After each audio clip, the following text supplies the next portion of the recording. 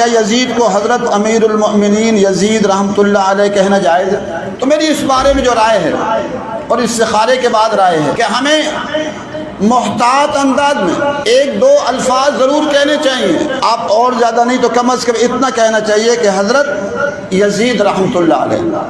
بات تو اس کو امیر المومنین کا بھی لفظ کہتے ہیں، چلو اس حد تک نہ صحیح، لیکن کم از کم اتنا کہنا چاہیے کہ حضرت یزید رحمۃ اللہ علیہ۔ کہ اگر یزید نے چھڑی ماری ہے یا یزید قتل میں شریک تھا پھر وہ بہت بڑا لعنت اللہ علیہ تھا۔ مفتی تقی عثمانی صاحب کی تحقیق یہ ہے کہ یزید کے بارے میں مستند روایات سے ثابت نہیں ہے کہ وہ حضرت حسین کے قتل میں شریک تھا۔ اس کی وجہ سے بعض لوگوں نے اس کو رحمت اللہ علیہ بنا دیا، لیکن فرمایا کہ اتنا بھی نہیں ہے کہ رحمت اللہ علیہ کہنا شروع کر دو، اس لیے کہ اس کے دور حکومت میں قتل ہوا ہے، یہ بھی بہت بڑا جرم ہے۔ پھر وہ کوفہ کے گورنر کو معزول کیوں نہیں کیا، یہ بہت بڑا سوال ہوتا ہے۔ تو اس سوال کی وجہ سے بھی ہم یزید کو اچھا نہیں کہہ نہیں سکتے ہم اس کو اچھا۔ پھر سوال پہ لعنت اللہ علیہ کیوں نہیں کہہ رہے؟ بھائی لعنت اللہ کہنے میں احتیاط کر رہے ہیں، عین ممکن ہے کہ اس کے پاس کوئی عذر ہو کہ میں ابن زیاد کو معزول نہیں کر سکتا، اس لیے اعتدال والی بات کیا ہے؟ توقف۔ ایک بریلوی عالم کی تقریر سن کے تو میرے پاؤں تلے سے زمین نکل گئی، اس یزید کی تعریف کیتی ہے۔ میں آخا بریلوی کی لگن تے،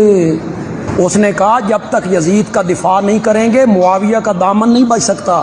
سچی سی بات کرنا، دل پہ ہاتھ رکھ کے بولنا۔ آپ کی مسجد کا خطیب ہو، اس کا بیٹا کبوتر باز ہو، زانی ہو، شرابی ہو، اور وہ عالم اپنے بیٹے کو ممبر پہ بٹھائے جمعے کے دن کہ پتر خطبہ دے جمعے دا، اس عالم کو کیا کہو گے؟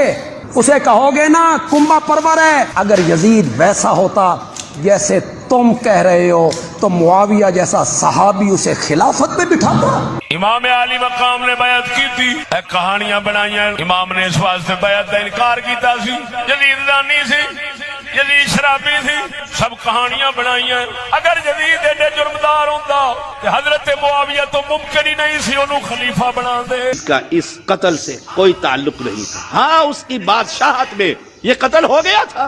یزید صحابی کا بیٹا تھا، مسلم تھا، مواحد آدمی تھا، متبع سنت تھا۔ یہ الفاظ پیغمبر کے صحابہ کے الفاظ۔ ایک صحابی کہتے ہیں میں گیا، وہ مجھ سے پیغمبر کی سنتیں پوچھتا تھا، وہ قسطنطنیہ پر حملہ کرنے کے لیے نکلا تھا۔ یزید کو کافر کہنا جائز نہیں، کیوں؟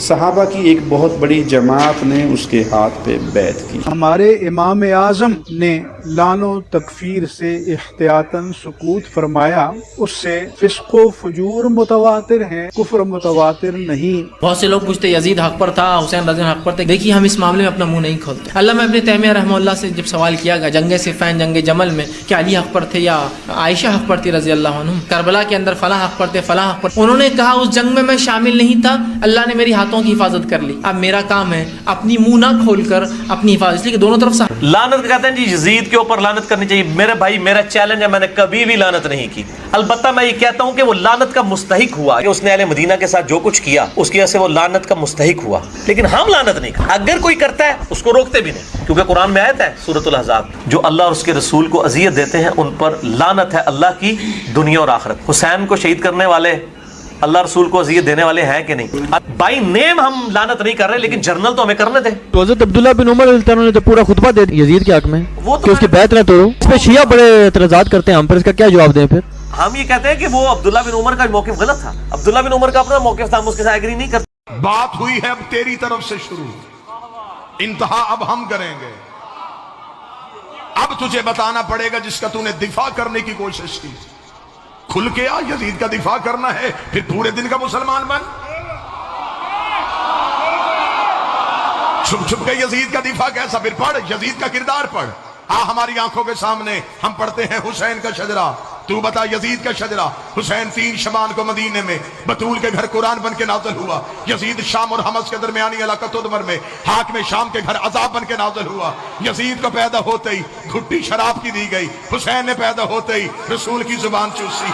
یزید کا نانا بجدل عیسائی خاندان سے تھا، حسین کا نانا سید المرسلین ہاشمی خاندان سے تھا۔ یزید کی ماں میسون جس کے ناچ گانے کو پسند کر کے حاکم شام نے اس کے ساتھ نکاح کیا تھا، حسین کی ماں وہ زہرا تھی جو ایک لمحے کے لیے سجدے سے فراموش رہی، جس کے حیا کا نام قرآن تھا، جس کے نوکر کا نام جبرائیل تھا، یزید کا دادا ساری زندگی مخالفت رسول کرتا رہا، حسین کا دادا ابو طالب ساری زندگی حفاظت رسول کرتا رہا، یزید کی دادی ہندا جس نے رسول کے چچا حمزہ کا کلیجہ چبایا، حسین کی دادی فاطمہ بنت اسد جس کی قبر میں رسول لیٹا، جس کو کفن محمد کے کرتے کا ملا، یزید کا ایک ہی بھائی تھا جو پاگل ہو کے مر گیا، حسین کا بھائی حسن مسند امامت کا تاجدار بن گیا، یزید کا شجرہ خبیثہ تھا، حسین کا شجرہ طیبہ تھا، یزید فاسق تھا، میرا حسین روزے دار تھا، یزید فاجر تھا، حسین نمازی تھا، اس لیے 26 رجب کو ولید کے دربار میں کھڑے ہو کے حسین نے یہ جملہ کہا تھا، اور ولید لکھ یزید سے میں تیری بیعت کروں تو کروں کیسے،